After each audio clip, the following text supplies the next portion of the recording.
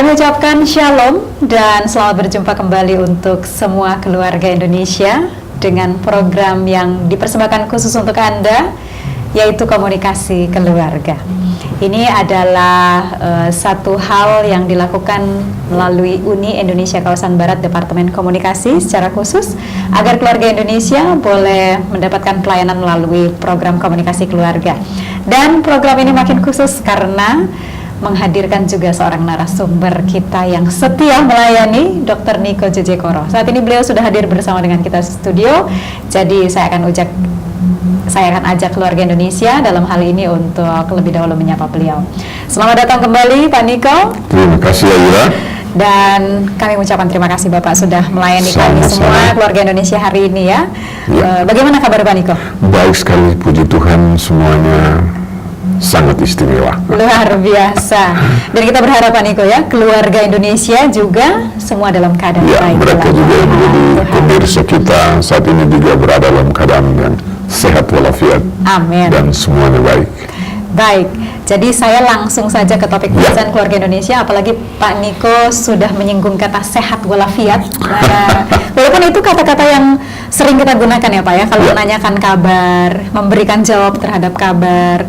Tetapi rupanya Bapak mencermati ada masalah kesehatan di dalam keluarga. Oh ya, jelas sekali. Saya kira menurut hemat saya, apalagi di dalam situasi alam modern sekarang ini, kesehatan adalah segala-galanya bagi kita, bukan? Oh ya, saya setuju.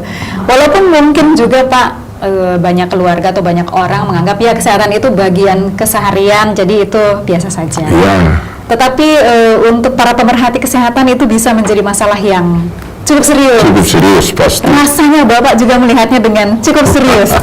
Seperti itu Pak Niko ya? Iya, betul sekali. Jadi apa kira-kira yang mendorong Bapak untuk mengangkat masalah kesehatan ini? Saya dalam membahas ini, saya kira kalau kita hidup sehat, sebenarnya kita bisa menjauhi berbagai penyakit yang mungkin datang kepada kita. Sebab kan kita selalu mendengar di dalam tubuh yang sehat terdapat jiwa yang sehat. Ya, mens sana in corpore sano. Mens sana in corpore sano. Jadi kalau kita sehat, ya selalu pasti apa yang kita lakukan itu kan berjalan dengan baik. Tapi kalau kita mulai ada persoalan dengan diri kita, dengan tubuh kita, pasti ada persoalan di dalam segala perilaku dan tindakan kita. Begitu Pak ya, jadi mempengaruhi. Mempengaruhi. Oh ya. Coba saja Ibu Ayura kalau sakit gigi, repot lah kalau kita membicarakan. Ada yang berpendapat seperti ini Pak, lebih baik sakit hati daripada sakit gigi gitu ya. Kalau saya memilih tidak keduanya ya, keluarga Indonesia.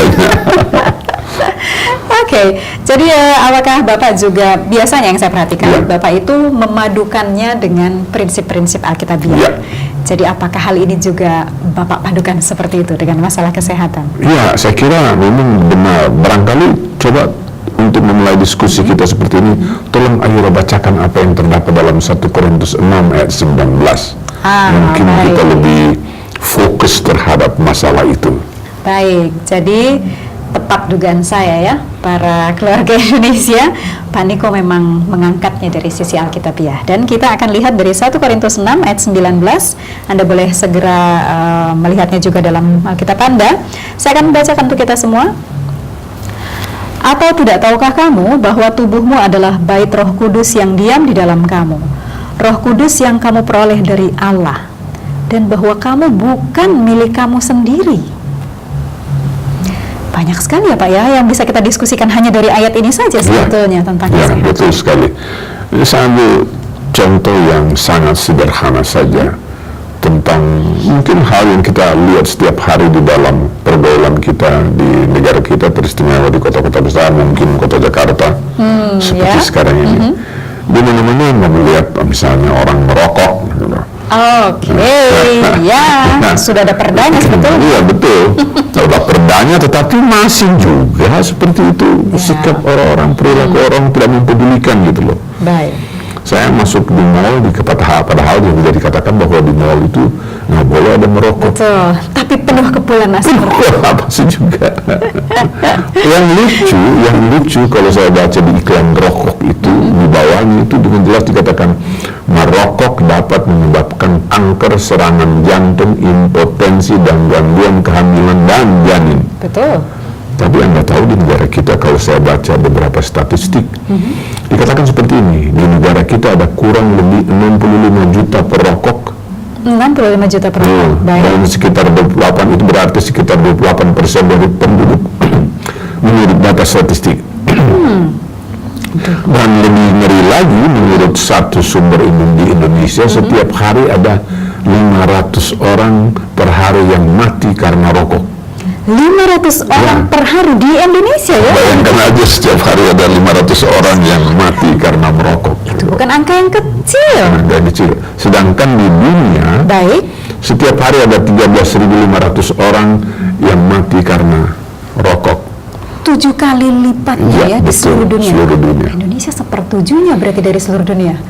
Itu bukan angka yang main-main ya, Betul, ya. betul. Wah. Jadi itu hal, oleh karena itu hal ini merupakan hal yang sangat-sangat serius gitu loh. Baik, saya sepaham dengan Bapak, khususnya dalam hal rokok ini ya Pak ya. Sebenarnya saya nggak habis mengerti apa sih yang membuat orang itu suka atau mau untuk merokok sampai seperti itu Pak Niko. Memang saya juga bisa mengerti karena dulunya saya perokok. Oh, Bapak dulunya perokok? Dulu, dahulu kala. Ada satu kesaksian yang baik untuk keluarga Indonesia, kita harus hormati ini. Saya bahkan pernah merokok waktu saya masih merokok itu 2 bungkus per hari. Oh. Yang satu rokok putih, yang satu rokok kretek. Wow, kombinasi yang luar biasa gitu loh.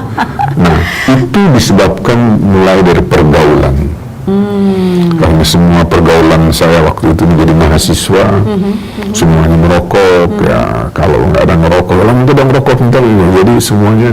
Jadi pertama nyoba-nyoba gitu. Nyoba gitu loh. Nah, lama-lama begitu kita mencoba, sudah akhirnya kita menjadi ketagihan dengan rokok itu. Oh, baik. Itu ya, yang memang nikotin itu mencandu. Iya, ya. mencandu. Nah, itu yang kalau sudah menjadi ketagihan itu yang menjadi repot gitu.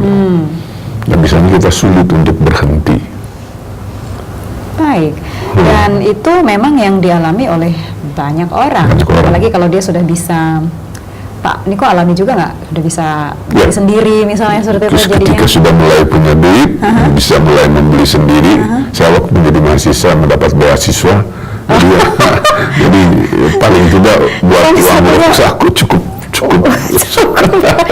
Utuh, jadi buat beli rokok ya. Wow. Tapi Pak, kembali tentang rokok ini, menurut beberapa sumber itu seperti yang tadi Bapak juga sebutkan, susah bagi seseorang untuk melepaskan diri atau berhenti merokok. Ya. Kalau pengalaman Pak Niko bagaimana sampai bisa berhenti? Ya itu yang jadi persoalan saya ketika itu, tetapi akhirnya saya harus membuat komitmen untuk berhenti.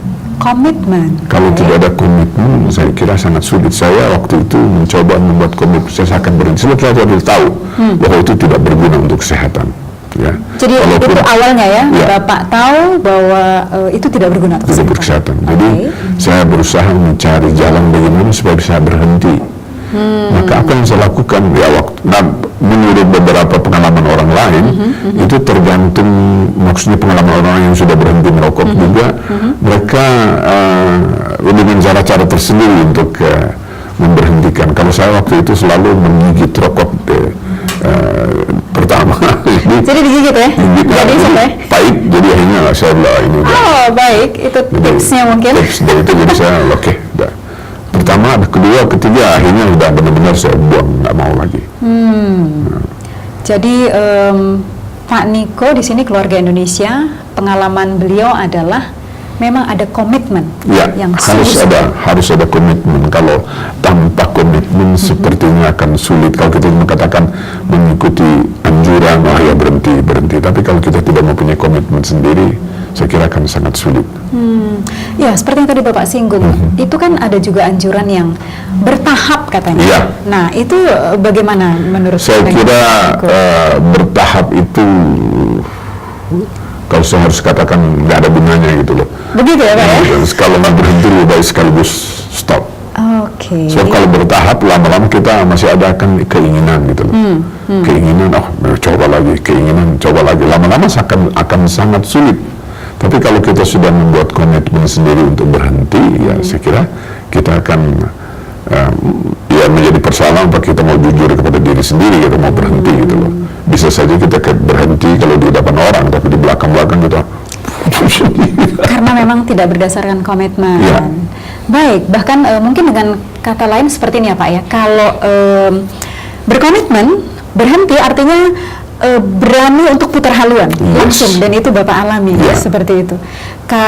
Mungkin juga ada beberapa orang yang bertahap, tapi memang ada risiko besar karena masih connected ya, terikat. Melepasnya agak sulit, jadi lebih berisiko ya. Lebih berisiko, saya kira sangat berisiko. Jadi kita harus benar-benar komitmen putar haluan. Dulu kita nggak mau, sekarang kita coba. Cukup lama itu terasa, aduh pengen, tapi karena komitmen saya itu saya bisa bertahan kuat. Jadi, minggu pertama sulit. Minggu pertama sulit. Minggu sulit. Tapi minggu kedua lama-lama sudah mulai, minggu ketiga dan selanjutnya sudah sama sekali saya bisa lupakan. Puji Tuhan. Jadi sebetulnya itu hanya melewati waktu yang tidak lama ya Pak? Ya, tidak lama kalau kita punya komitmen. Dengan komitmen yang kuat. Wah, ini kabar baik keluarga Indonesia. Bila Anda memiliki hal yang sama seperti apa yang dialami oleh banyak orang, bahkan Pak Niko juga mengalaminya, ingat bahwa Tuhan pasti menuntun orang-orang dengan komitmen ya. Dan itu bukan tidak mungkin lepaskan diri dari rokok. Nah, Pak, terima kasih untuk perhatian Bapak tentang berhenti merokok ini. Kita mungkin boleh melanjutkan topik bahasan kita mengenai masalah kesehatan dalam keluarga ini. Tadi kita sudah mulai dengan ayat bahwa bait suci Roh Kudus di dalam tubuh kita. Mungkin Bapak bisa lanjutkan? Iya, menurut saya sebagaimana tadi kita diskusikan tadi, percuma kita sedikit demi sedikit. Sebab dengan begitu kita tetap terus mau memelihara kebiasaan dan ketagihan merokok itu kan. Betul. Barangkali yang paling benar kita harus dengan berani putar haluan seperti saya katakan tadi, mengambil arah dengan jalan yang benar dalam hidup ini. Kembali kita hubungkan dengan firman Tuhan yang sudah dibacakan tadi, bahwa tubuhmu adalah bait Roh Kudus yang diam di dalam kamu.